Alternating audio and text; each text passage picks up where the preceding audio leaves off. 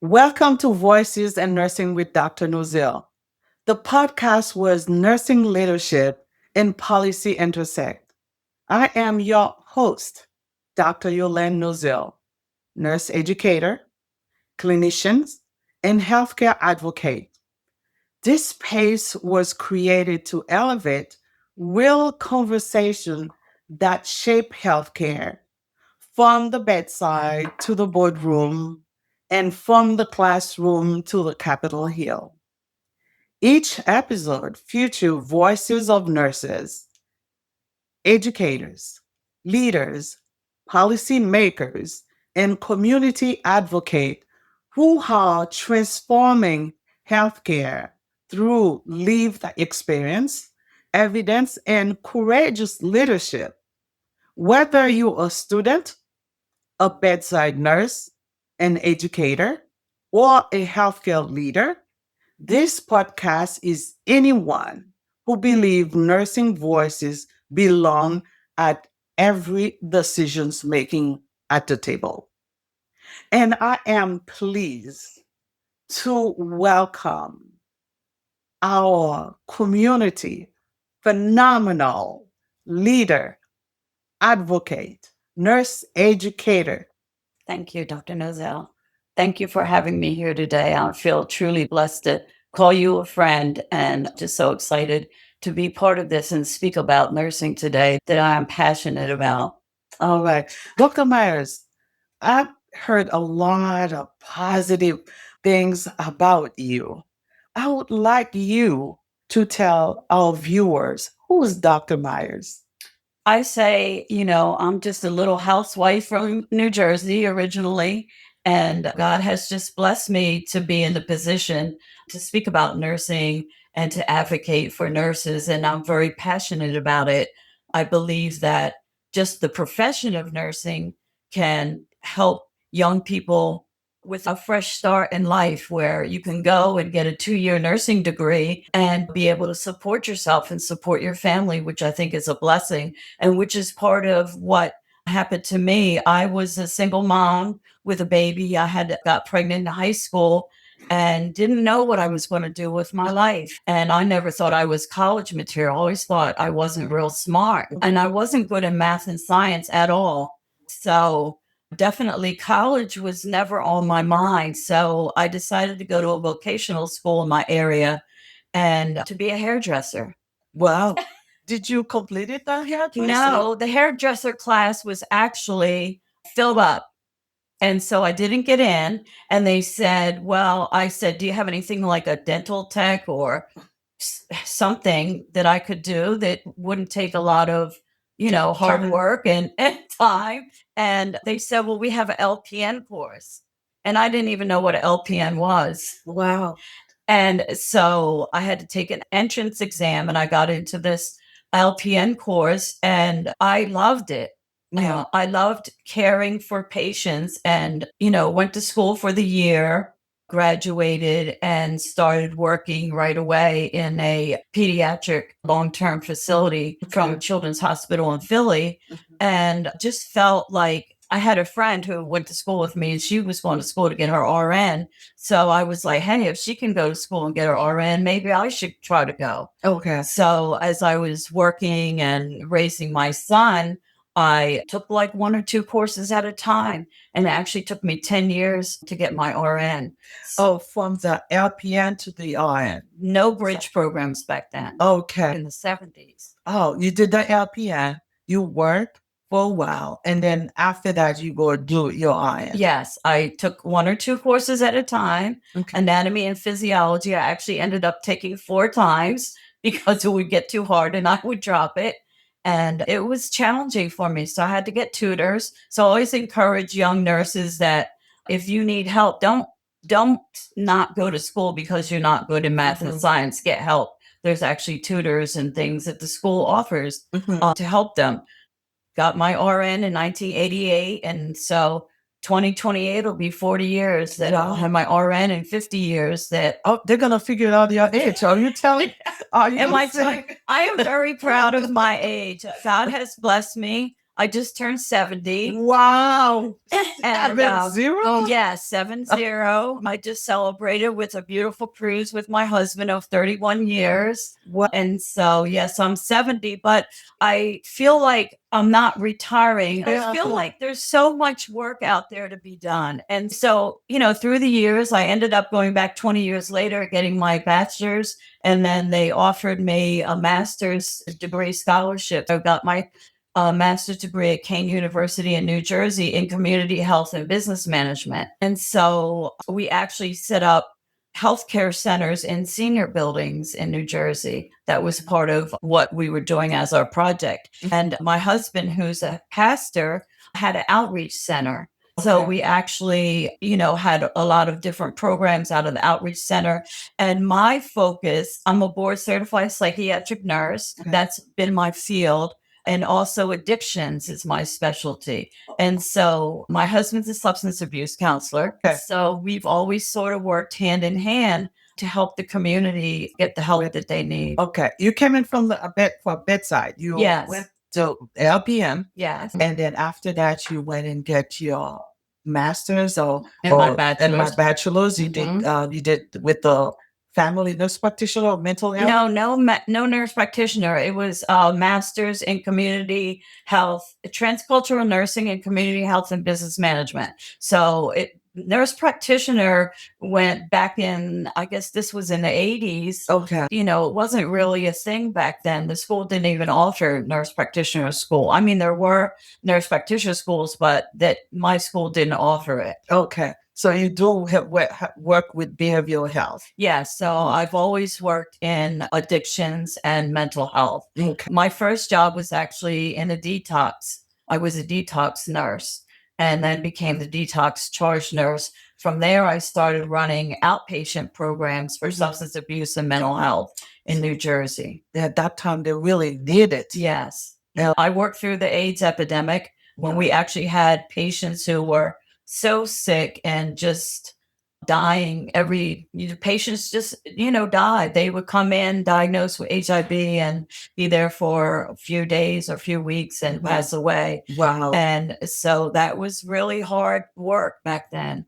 And caring not only for the patient, but for the family too. And then all of a sudden in 2007, I got recruited by a headhunter to go out to LA.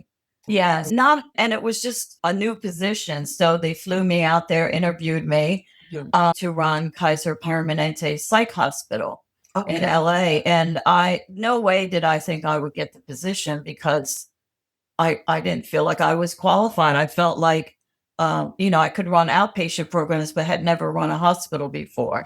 But some reason they hired me and I was out there from 2007 to 2014. It was a unionized environment and I learned a lot. And thank God I had that business management behind me, skills behind me, as well as mental health.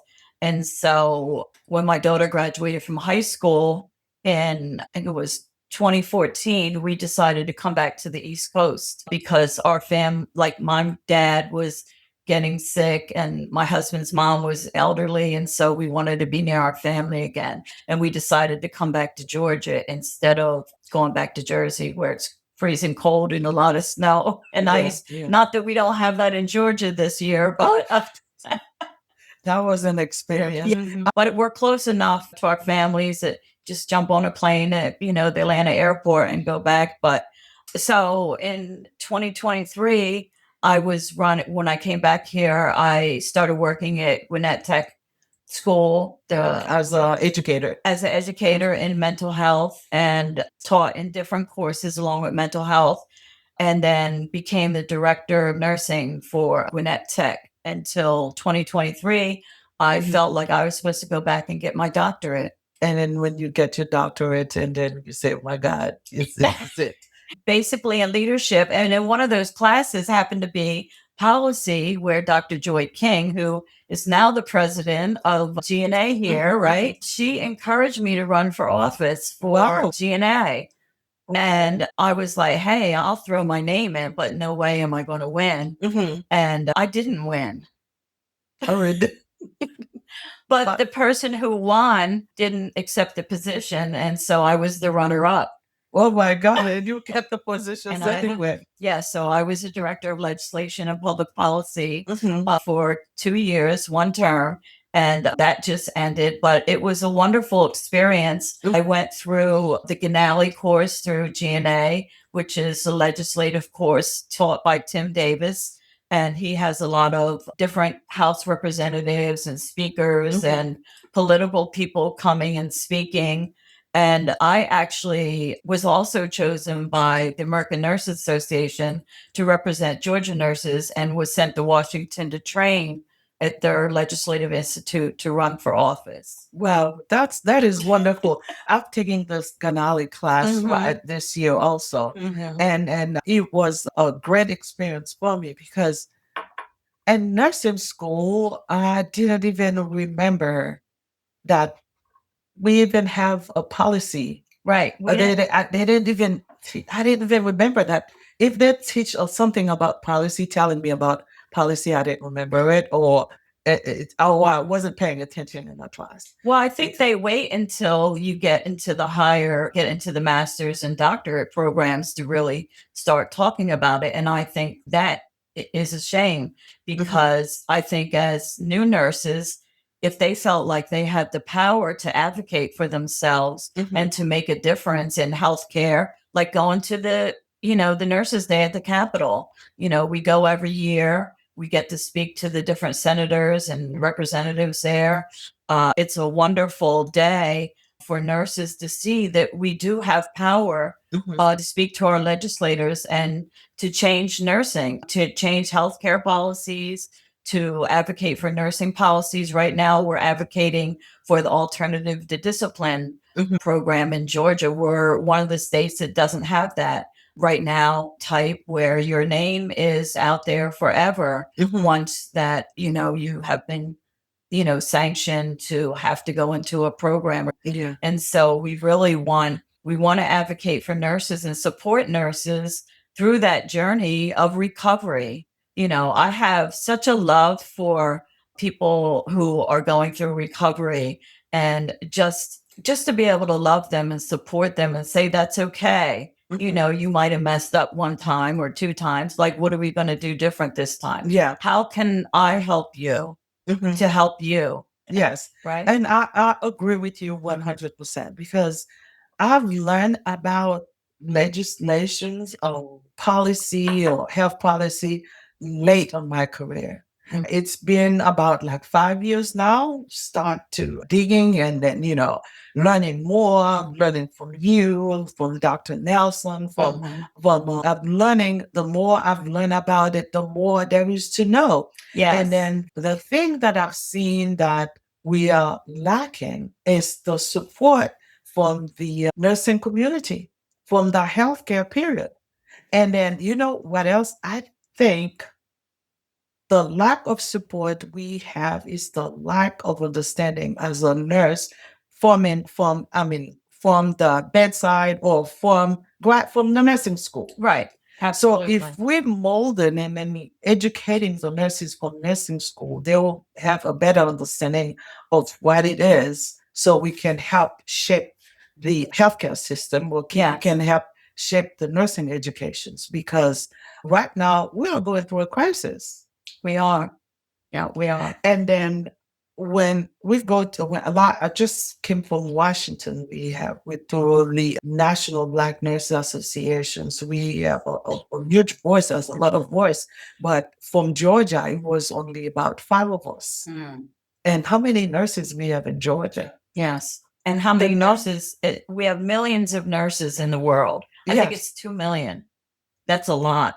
And look at the nurses in New York getting together and striking and speaking up and saying that the patient staff ratio Safety. Yeah, patient is safety. not safe. And I teach the young people when I teach classes, no matter whether bachelor's level or master's level, that you have to advocate for yourself on the unit, whether it's getting involved in your unit-based teams, your shared governance organizations, whatever, journal club or whatever. And I'm the research nurse right now at Northeast Georgia health system. Mhm. And this hospital is just phenomenal in the things that they offer nurses there. They encourage them to get involved because this is what keeps nurses in nursing. It's the power to advocate for yourself and say, hey, this isn't working out. Instead of just quitting and leaving, let's go talk to somebody. Let's form a coalition. Let's do something to change the way things are working. So I'm very impressed with that Clayton State University. Yes, Dr. Nelson. Dr. Nelson. Yes. And that is because the Ganali class that I told you I'm taking with the legislation, there were about 20 students from there. I think they were in my class too. They were? There was a group in my class. And it was impressive. Yes, it is. Because to see, we started from the classroom to educate them. It should be in the curriculum. Yeah, it should be on the curriculum now. So that's very impressive to see how involved they are. And then it would be great for all educators to take those students and then take them to a Capitol Hill and meet the legislators. And it was a great experience for me too, to went in February 5th to Wagon there. I've visited Senator Warnoff's office, Senator Wine's office, and then, it's very interesting. And on Nurses Day, I see buses there. Kennesaw University had a whole bus there that they brought their students. Other schools too, but some schools aren't represented there, but there are other schools that are. And if you're interested in getting involved in nursing politics, go to the website Healing Politics, because they actually have a course in Durham, North Carolina, that will teach you how to advocate for healthcare policies and nursing policies, and also to run for office. If you're interested, there's a lot of nurses who are in office who decided that they wanted to advocate so much that they gave up their healthcare careers to actually run to be senators and legislators. Which I think we don't even think about, right? Would you ever think about running for office? Well, one of the barriers is money. That's the big barrier to running for office. In fact, I had looked at running for office in my county, and I was looking for a campaign manager. And of course, you can't pay them up front. You have to wait until you have a fundraiser and raise money. So how are you going to have a campaign if you don't have a campaign manager and you have nobody to fund you? But that's why people who are running are people who are either independently wealthy or have like a lawyer's practice, or, have a practice where they can self-fund themselves. But you know what? As far as healthcare, that's my personal opinion. I think this was supposed to funding by the government and then or volunteer.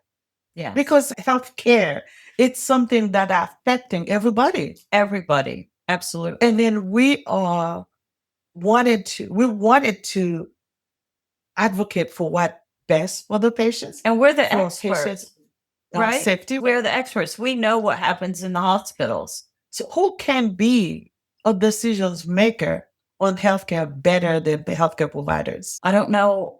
And that's why we are where we are now. Yes. With all those issues. And there are some healthcare states, issues, unsafe issues. But some states actually assign a nurse to each legislator. I was in a meeting recently with the American Nurse Association Legislative Institute, and we have meetings, follow-up meetings. And this one state said every legislator, every House representative, they have a nurse assigned to them. And that's what I want to give kudos to every institutions that have health policy on their curriculum to teach the new student, because we don't want them to start working 12 hours or double or 6 days where they don't have time to spend. And then we learn as a nurse, we learn from the beginning, we are the advocate of the patients. We are. So we need to be at the table making decisions for healthcare. Yes, absolutely. And making sure that everyone has healthcare. Yes. Not just the people who can afford it. But everybody have healthcare. And not so much universal healthcare, but to be able to afford healthcare. And, I'm not going to get into the politics of all the healthcare bills and everything, but us being able to speak up for the vulnerable populations and the underserved populations is our heart, really. As nurses are natural, we just have compassion. We're natural servants. We want to serve. We want to help people. We look at how best can I help people. Yes. And so that's always been my heart. I feel like God blessed me, to come out of poverty and to be able to serve wherever God leads me. Yeah. And now I get to pick and choose, what I want to do, where to serve. And I have my hands in a lot of things. And Happen with HIV and AIDS, and working with patients with drug addiction. And, I'm like, hey, my neighbor might have a loved one, who's struggling with an issue. And they're like, can you help them? And I'm like, absolutely, just, send them my way. And that's what I'm here for, to help whoever needs help. It's not about the money. It's not about a paycheck. It's really about doing God's work and safety for patients and helping the underserved, having resources, networking with people. Right. Networking, we find out, hey, I need a psychiatrist who maybe, will take people who don't have insurance. So by having these networks, we have people that we can hook into. If somebody needs a job, I had a patient one time I was seeing at the public health clinic who needed help getting their car fixed. And I had a mechanic I knew, and I called up and said, hey, this person needs their car fixed. So having relationships with people goes a long way. Yeah. And then the organizations, when nurses participate in an organization, we have the Georgia Nursing Association, it's a great organizations because they're right there and the Georgia Board of Nursing to see what's going on. And they're very involved at the Capitol to make sure that our voice heard. Yes. And then it's a great organization to be part of. And then again is the Georgia Association of Nurse Educators. It's very big also in the community where we can be part. And I was like very pleased this weekend to be part of the GAIN convention. And then we learn a lot from different institutions and from different schools to see what they're doing. Yes, like I presented today Yes. the lived experience of nurse faculty in academia in Georgia. And there are many other nurses also that presented today phenomenal studies, research, evidence-based practice. AI. There's AI. a lot of AI presentations I'm seeing. It's getting very popular. Yeah. So I'm very proud of you with all the work that you've Thank been you. doing in the community, especially, and then you tell me about the faith community nursing that you Yes. did and praying with. So I went through the Faith Community Nursing course in 2017. At the time, it was Gwinnett Medical Center, and they had this course. And then, I'm praying like, God, how do I use this? Where do I use this? And so my husband pastors the Quinn House Community Church in Lawrenceville, which is a program that's been around over 40 years. It's a men's 45-day rehab. And they actually live in the program, and they have a thrift store in Lawrenceville that funds the program. Okay. And then the men work in the thrift store and drive the trucks to go pick up like furniture and things like that. And so I had some time during the semester when I wasn't in school, and for a couple semesters where I was able to set up an office in the thrift store and just go around and talk to people, say, hey, would you like your blood pressure checked? And when I, depending on what I'm doing in my life, I can go back there and do that. On Saturdays, they actually give out food. And so there's lines of people, and me and my husband will go and just start praying for people. We have different nurses, different background, and then multi I would say multitasking, many hats, multi-talented nursing that we go around helping the community. So we want your support. We want you to support nurses. We want you to support the healthcare or whatever the healthcare providers, anybody who's on healthcare, because we are here for you. Absolutely. Dr. Myers, thank you very much for Thank coming you, today Dr. Nozell. and then share your experience, share your live experience with us Yeah, to go came from where you came from as a mom at a young age in high school to where you are right now to legislations committee or being a director of legislators and then teaching the future nurses about health policy. It's very absolutely. commendable. I'm very Very passionate commendable. about it. And some of them stay in touch with me after they graduate and they want to be part of things I do. Like if I do a health fair or something, they're like, can I come and, do the health fair with you? I have a group of students from Gwinnett Tech that whenever I speak, they sort of show up and support. So I Yeah. have my own cheerleading squad. And yeah, and that is the number one things with advocacy is show up, stand up, and speak up out loud. Yes, yes. And we have a need. We're actually looking for a house for our women's program. We Wow. just started a women's program through the Quinn House. So if anybody has a house they want to donate in the Yeah. Lawrenceville area, we're looking for a home to start a women's program. And that's always been my heart is to have a women's program. Okay, if someone wanted to donate a house in Lawrenceville, please you can contact me and I will connect you with Dr. Myers. We wanted a space to help the underserved woman find a space. Yeah. Who wants to recover and maybe doesn't have anywhere to go. And we may be able to take them and their children if they have children. Wow. So I know there are programs that will do that and Mhm. it's possible, Yes. and so that's the benefit of being refired, That's right? Being right. able to spend time with people and help them. All right. I'm blessed to have you here. Thank you Want you to much. come back Okay, again okay. to Voices and Nursing with Dr. Nozell. Care, policy, and leadership.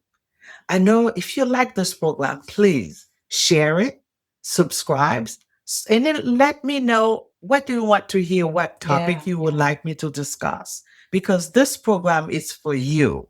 It's for the community. Just let me know what you want to hear. And then thank you for listening and thank you for your time. I'll see you next time. Thank you. Bye. Do you have a voice, a story, or expertise that healthcare needs to hear? Voices in Nursing with Dr. Nozell is a professional podcast elevating conversations at the intersection of care, leadership, and health policy. We're inviting chief nursing officers and nurse executives, bedside nurses, and advanced practice registered nurses, nurse educators, and academic leaders, hospital and healthcare system leaders, patients and patient advocates, family members and caregivers, policy leaders, elected officials, and community advocates. If you have expertise, lived experience, or insight that can educate and inspire, there is a seat for you at this table. To become a guest, email Dr. Nozell at ynozell@gahealthcaretraining.com. We look forward to amplifying your voice.